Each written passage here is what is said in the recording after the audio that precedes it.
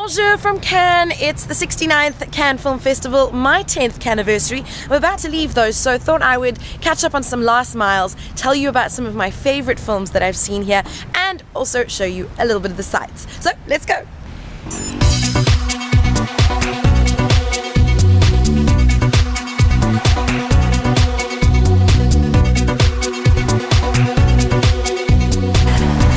So this is the Festival de Palais, unusually quiet because it's early morning, which is when I've tried to get in a couple of miles before going inside a darkened cinema.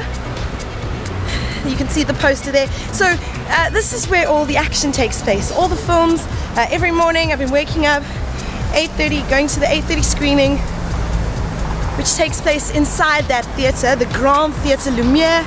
It is one of my favorite place to watch a movie anywhere because A, it's gorgeous, the sound is amazing, the seats are comfortable, it's 69 years of film history inside there, and this is where all the premieres take place. Woo! Nearly tripped there. This is where all the premieres take place, so all the stars walk the red carpet, all the paparazzi line up there, the celebrities, photographers, and then you have the photographers from Cannes, the general public who like to come and try and get autographs and pictures from the stars.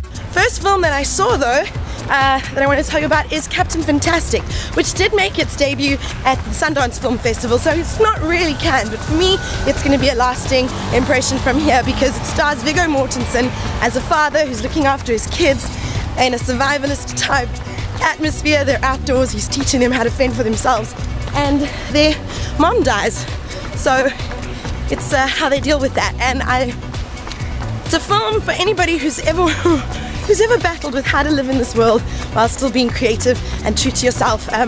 The music, the message, the heart of it, it's all just spectacular.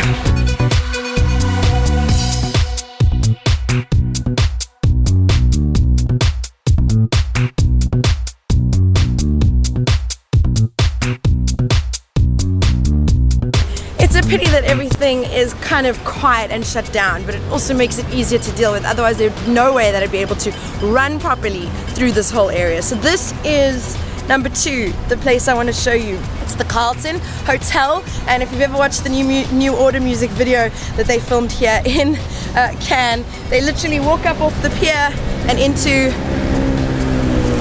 the Carlton. This is one of the big 5 hotels where a lot of activity takes place. You've got the Martinez down the street there, the Carlton, the Grand, and the Majestic Barrière, the Majestic, which is also another big hotel, and then Hotel du Cap, which is just outside of Cannes actually, where a lot of the interviews and junkets that I go to take place. So the Carlton here, they have rooms named after famous stars like Sean Connery, which I absolutely love, and as you can see, they're kind of advertising, or they do advertise a whole lot of the films that will be coming out, some of the big name films. Ghostbusters, Alice Through the Looking Glass, and you can also see the Trolls posters. They call it here in France, Les Trolls. So second film that I saw, I got to see some sneak preview footage of the Trolls.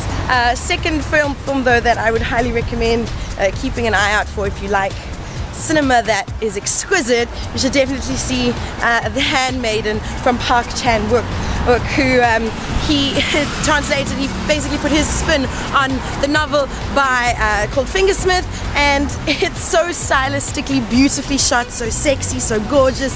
The women are amazing, it's got a feminist slant to it, but it's also still got the male gaze there. But yeah, those are issues for film critics to get into. I just really enjoyed watching it.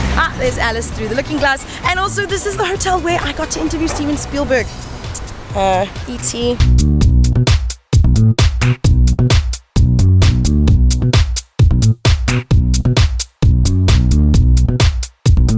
I really wasn't lying when I said I'm showing you Cannes getting ready in the morning, because there's just people sorting out rubbish and cleaning the city.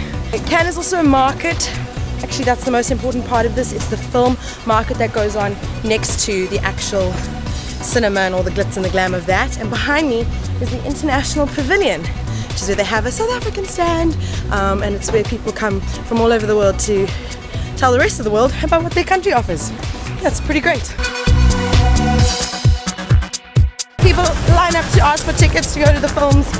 Tickets are the hot ticket, so to speak.